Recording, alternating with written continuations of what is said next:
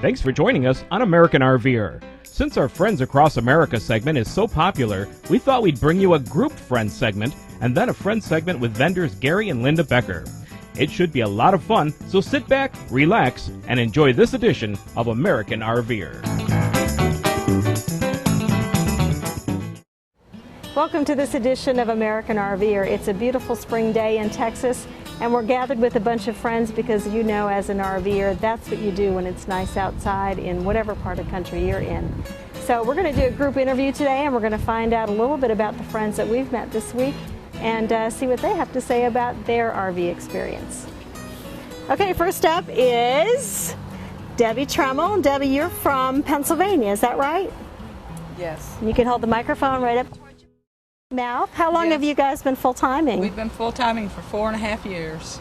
And what's the best part of full-timing for you? The best part of full-timing for me is meeting new people and the scenery of the backyard or the yard changing on a daily basis. It's just great, and seeing new things, and it's just wonderful. I love it. Now, between you and Tom, have you come up with a favorite place? We have several favorite places. Okay, hold that up to your mouth, Tom. In the summertime, we like to go to the Black Hills. We have a couple ATVs out there. We go trail riding. We don't really race around, but we putt through all the trails. There's about 7,000 miles of trails there. Oh man, that sounds like a lot of fun, and that's a great part of the country too, South Dakota. It is. Beautiful weather in the summer. Highs only in the 80s or so, low 80s. About as hot as it gets, so it's very comfortable. Right. And then in the wintertime, where do you go when you're not in South Dakota? We go to Florida. We have a lot for our RV down there, and we'll spend the winter months near Crystal River, Florida. It's a nature coast area. Do they have manatees there? Yes, they do, and we see them in the wild all the time, right near our park. And do you find that your family comes to visit you there, gets out of the cold weather too? A little bit, not too much though. They're all tied up in that work environment. Oh, yeah. That we gave up a couple years ago. It's that four-letter word. Yeah. Yes. Gee, some of us are still doing that, but that's okay. Tom, let's pass the microphone over to Gail. Gail, thanks for being a part of the show today. Now, you guys are relatively new to full-timing. We've been at it for a little more than a year and a half. A year and a half, so really you are pretty new to Yes, full-timing. we are. So do you still feel like you're on vacation? Oh no, no. This is life as it is now. And have you found time to visit family and friends as you've traveled, or are you mainly concentrating on locations, places you want to see? A little bit of both, mostly locations, and the nice thing about it is that our two grown daughters get to visit us and get to see, we fly them in to get to see us, and they get to see parts of the country that they normally wouldn't have been able to see. Mm-hmm. They've flown to see us in Florida, near New York City, South Padre Island, down here in the hill country of Texas. They're going to spend time with us in Yellowstone over 4th of July. It's been great. Yeah, so It's been great. From talking to you earlier, I understand you guys, Joel and Gail, you've been kind of Mississippi and east Yes. as far as your travels so far? In the first, 13 months of full-timing, we visited, I think, 32 states. You made some Covered a lot of tracks. ground. You sure did. Joel, what do you like best about full-timing? Just being out and seeing the US of A. I didn't realize there were so many things to see and learn about the history of the country. It's been great. Yeah, and I'm excited for you guys when you start heading west and you get to see Yellowstone and some of those other places, the natural beauty of the West Coast. Yeah, we're looking forward to that. We're really looking forward to seeing the West Coast. That's about the only states, the far west, that we've never been in at one time or another, meaning now before we got our motorhome. But now we're going to take the motorhome in and see the nation, so we can't wait. Now, have you used several different motorhomes, or is this the first one you've ever had? Our first motorhome, whatever you want to call it. We've never owned anything camping-wise until we bought our motorhome. We kind of jumped off the deep end, as some people say. Yeah, you really did, both feet forward. Any regrets? None at all. No, none at all. And you travel with a pet. How does that work out for you when you want to go visit and do tourist type items? it's like anything. Rudy forces us, our dog Rudy, he forces us to maybe not be gone as long as we would like to sometimes. But there's still times we've been gone 10, 12 hours, and he's fine. Other than that, he's done great. He's done much better than I would have thought. But he does restrict us in some ways. But I wouldn't trade him to get that freedom right now. Yeah, I understand. Any advice for someone who might be thinking about going full time? Yeah, don't wait. If you can do it, go do it. Don't think that, well, tomorrow I'll have an extra X amount of dollars, because tomorrow may not be there. Enjoy it while you can and get out there and see what's out there. It's beautiful. The people and the country can't beat it. I hear you. Okay, let's move on over to Bill and Gail. Now we're going to switch gears just a little bit because Bonnie, Gail's over here, everybody. This is Bonnie. You guys, don't live full-time in your RV, but you live in your RV when you're in the U.S., and yet you've chosen to have a residence outside of the U.S. Tell me a little bit about that. Well, we live in San Miguel Allende, Mexico. It's about 600 miles south of the border, and we basically moved there for the lower cost of living and the wonderful climate. The temperatures are very reasonable all year long. The humidity is nice and low, and it's just an excellent place to spend all year, really. Is it more desert-like, or is it more like the hills of Texas, we'll say? It's very similar to Santa Fe, New Mexico. It's almost the same elevation. We're at 6,500 feet, and Santa Fe is very similar. And the terrain is rolling with cactuses, and they have junipers in Santa Fe, but we have it's not a juniper, I don't know what it is, but it's a similar looking bush. And we have a few small trees, but we don't have the real tall trees like what they have up here. And are you in like a development that's mostly Americans or English-speaking people, or are you right in a city with other Mexican natives? We're about a 10 to 15 minute drive from downtown in the city on the Jardine, and we live in a community called Rancho Los Labradores, which is a lot of Canadians and a lot of Americans. Recently, since the financial turn down a couple of years ago, there's been a lot of Mexicans buying lots in there too. So it's a pretty good mix, a good variety of people. It's a real nice gated community, so we feel very secure. And that was going to be my next question. A lot of people are talking about Mexico, and there's drug lords and danger and guns, and you have to be very careful as a tourist going to Mexico. Do you feel any of that when you go? Well, the only concern that we've had, basically, we haven't seen anything as of so far, but is along the borders. That's where most of the violence happens. So when we drive, and we do, we are kind of very alert for the first 2 or 3 hours till we get south of Monterey along the border area, and then it's pretty much we've never seen any violence south of there, although there has been. It's been very little, and we haven't seen any of it. In our little community, it's a little small town, about 140, 150,000 people, and there's just not much violence there. There's your standard small petty theft, and then there's car thefts just like you have everywhere. But as far as severe violence, there hasn't been much that we have seen or heard about. Now, Bonnie, how did you choose Mexico as the place to buy a residence? Well, we had searched in several places outside the U.S. before we decided on Mexico, but we knew once we found it, we would know immediately, and it just happened to be San Miguel because it favored Santa Fe so much. And it was easier getting to visit family because you could drive instead of fly. They didn't quarantine your dogs, so you could just keep your dogs with you. Like in Panama, they were going to quarantine them for 2 months. That'd So be a I said, long that's time not to going be to without your work. pets. Right. So Mexico's been real easy transition with the dogs and everything. So And how long have y'all lived there? almost 2 years. And we do feel very safe when we're traveling. We just don't stay inside San Miguel. We do travel outside of the city to other locations.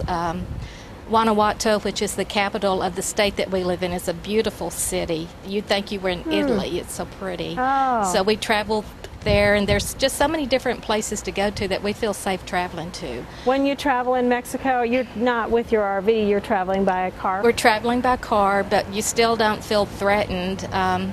You know, the highways are safe. There's a lot of military exposure. You do have checkpoints you go through, but you know, it's pretty comfortable. I don't feel unsafe, and we do have people that visit us, believe it or not. And they were surprised at how comfortable they felt. They didn't feel threatened at all. And do you speak Spanish? Muy poco. I presume that means just a little bit. Very little, very little. Okay. Good.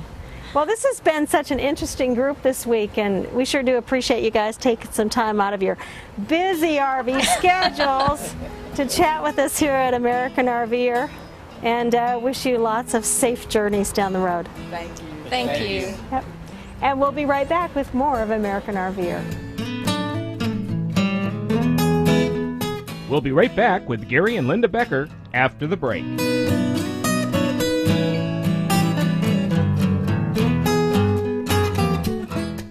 An RV service facility and dealership should put the customer first. The service writers, office staff, techs, and salespeople must be geared towards making the customer happy and coming up with solutions for any problem.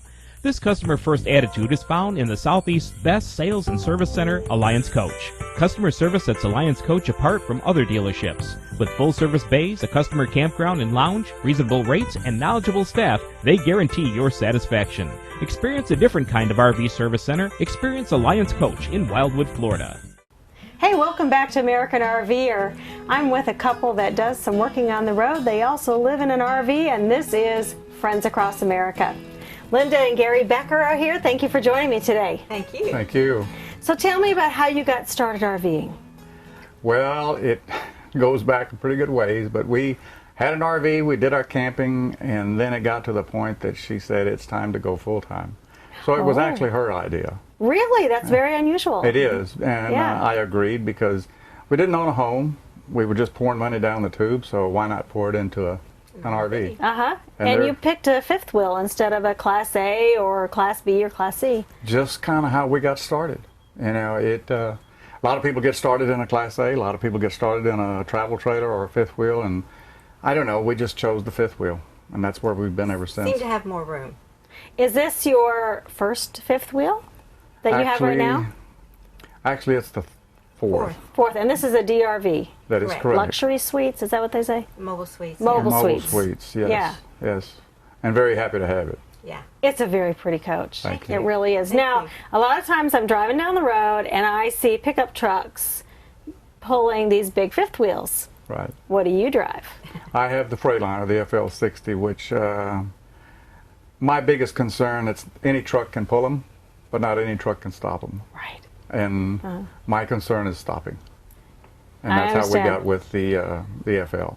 And have you done a lot of traveling in real hilly country or mountainous country? Yes, in fact, last summer on our tour of the rallies and all of this, we traveled through 22 states and 15,000 miles. 15,000 miles, all the way out to Oregon, back through Idaho, and went through 4 passes in one day. That was just about enough to... Enough.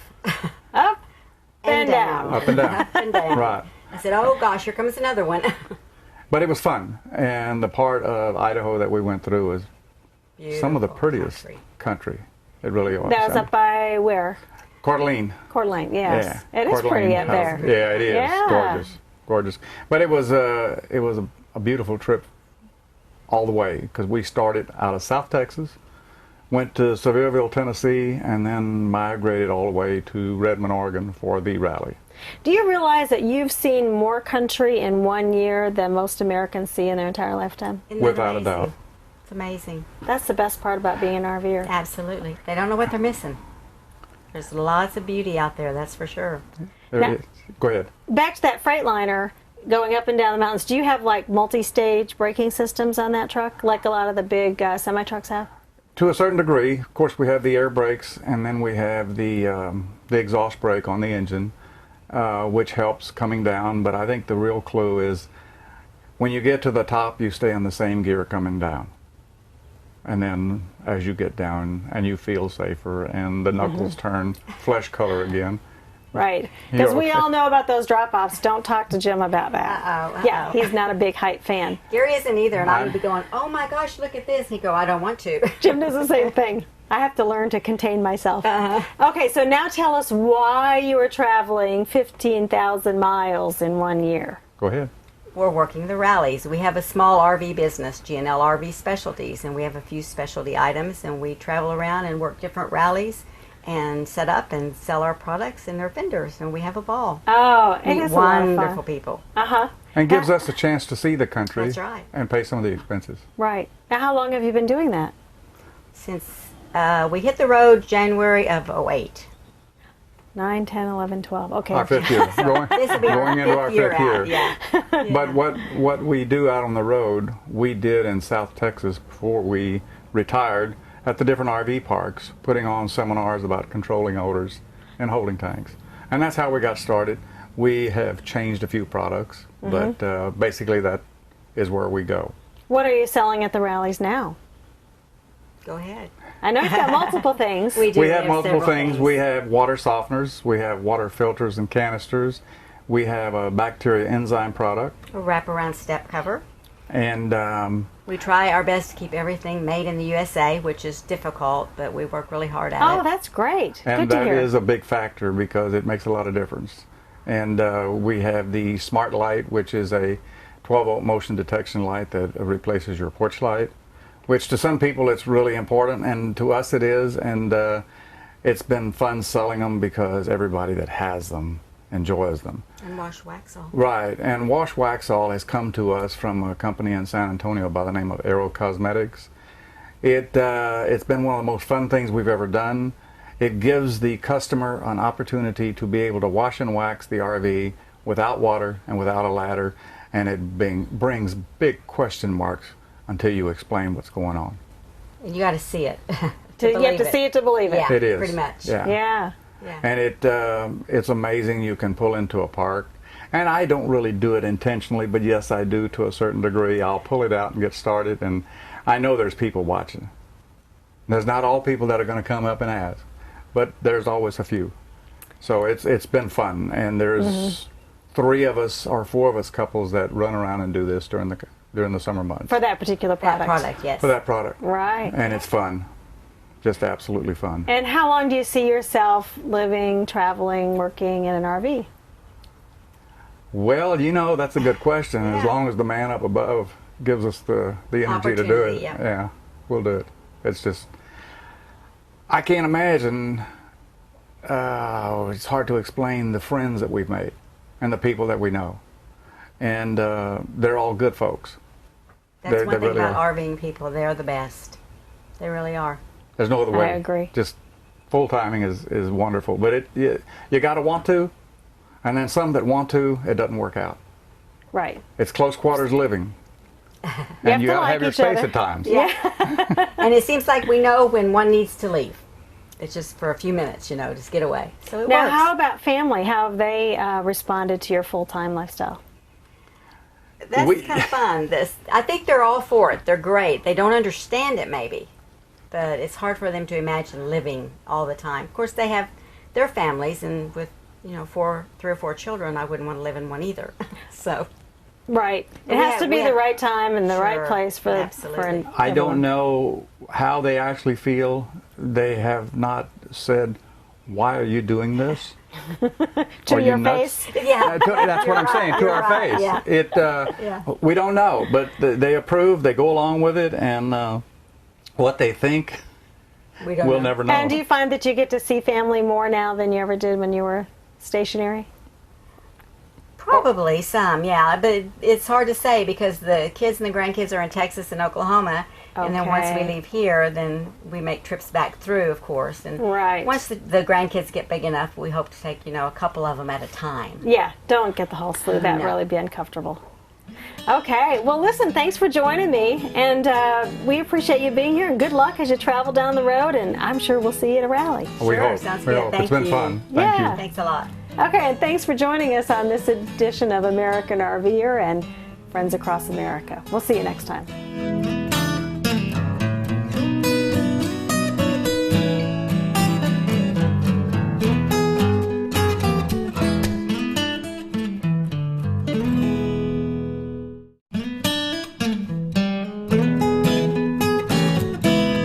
For the best RV sales and service center in the Southeast, call Alliance Coach in Wildwood, Florida at 866-888-8941 or go to www.alliancecoach.com.